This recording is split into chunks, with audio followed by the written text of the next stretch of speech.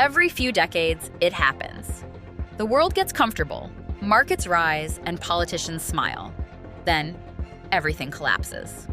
It happened in 1929, again in 2008, and now it's happening again. But this time, it's quieter, more complex, and far more global. The headlines won't tell you, and the experts won't admit it. But beneath the surface of the global economy, the same forces that triggered past crashes are moving again. Almost nobody's talking about it. In 1929, people believed the stock market could never fall. In 2008, they thought real estate could never crash. And now, in 2025, many believe money itself can never fail. But every cycle has one thing in common: overconfidence. Back then, people borrowed beyond reason. Now governments do. Trillions of dollars printed out of thin air, digital debt disguised as prosperity. We've built a world addicted to cheap money, and every addiction ends the same way, with withdrawal. Listen carefully. The signs are already here. Corporate debt at all-time highs. Central banks fighting inflation with broken tools. Wealth inequality reaching 1920s levels. Nations quietly preparing for an economic reset. History doesn't repeat exactly, but it rhymes. Let's trace the pattern. It always begins the same way. Euphoria. Money feels easy, risk feels small, and people stop asking questions. In the 1920s, it was the stock bubble fueled by speculation. In the 2000s, it was the housing bubble fueled by greed and leverage. And today, it's a global debt bubble fueled by belief. Belief that governments can print forever, that interest rates can rise without breaking anything, and that markets will always recover, because they always have. But belief isn't a strategy. When markets start believing they're invincible, history begins preparing its next lesson. And that lesson always comes with pain. The warning signs are clear: inverted yield curves, collapsing bond markets, and liquidity vanishing from global credit. In simple terms, the money that keeps the system alive is starting to dry up. It's not just numbers on a screen, it's psychology. When people lose trust, everything stops. And the most dangerous thing about bubbles is that nobody believes they're in one until it's too late. Here's where it gets deeper. While the public watches TikToks and stock tickers, global power players are rewriting the rules. Something massive is shifting beneath the global economy. A geopolitical reset of who controls money, trade, and energy. It's not a conspiracy. It's strategy. For almost a century, the world revolved around one idea: that the US dollar would always reign supreme. But that idea is fading.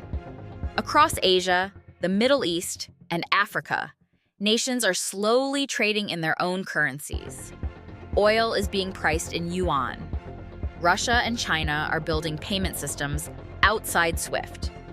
The BRICS alliance is expanding with military, economic, and digital influence. This isn't just politics, it's a financial rebellion. In 1944, the Bretton Woods Agreement crowned the US dollar as king of global trade. It gave America unmatched power, control of global money flow. But in 2024 and beyond, the crown is being challenged. The US is printing to survive, while other nations are preparing to replace it. History tells us every empire that overextends financially eventually falls. What's happening now isn't just economic, it's geopolitical warfare. Power is no longer measured only by bombs or armies, but by currencies, chips, and control. While the US faces internal chaos, other nations are playing a longer, quieter game. And just like before 1929, just like before 2008, the people at the top already see what's coming. They're moving assets, buying hard commodities, and securing influence. Because they know, this time, when the system resets, whoever holds the real value wins. But here's the truth no one wants to admit. It's not just the rich who are unprepared. It's everyone. Because the next crash won't be just financial. It'll be social, psychological, digital. And by the time most people notice, it'll already be too late. The storm is already brewing, but it doesn't look like one. No tanks in the streets, no blackouts, just silence. A silence that hides behind glowing screens and algorithms. We're in a new kind of crisis that I'm excited to talk about, a psychological one. It doesn't crash overnight, it rewires how we think and trust. Economies fade, confidence erodes, and disconnection grows. The next storm won't just be about money, it's about attention. In this new economy, attention is the real currency.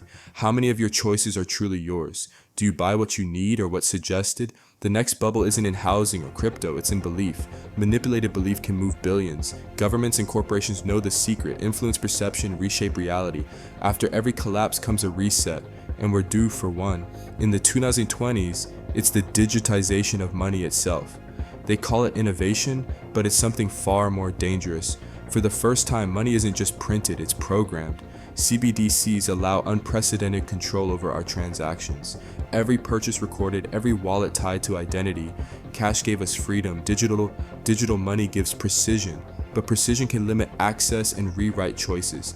Imagine a world where spending is guided by approved behavior. They'll call it stability, but it creates dependence. While nations compete, AI quietly takes over decision making. Trading floors are silent, replaced by algorithms. The next crash might not be caused by greed, but by code. When the system becomes too complex, control shifts from people to programs. The question isn't if this change is coming, but will we notice? But this isn't just a story of doom, it's a story of awakening. Humanity always finds its way back to truth. The crash of 2008 birthed new creators and entrepreneurs. The coming reset will awaken a new kind of individual. The future belongs to those who prepare, not panic. Preparation means awareness, education, and decentralizing your mind. Learn how the system works from a place of power. Diversify your skills, not just your investments. Freedom isn't given, it's built through resilience. When the next collapse hits, it's not about wealth, but resilience. History tests us, and every generation faces the same question. Will you follow the illusion or see the pattern? Those who see the pattern shape what comes next. It's happening again, and this time you're awake.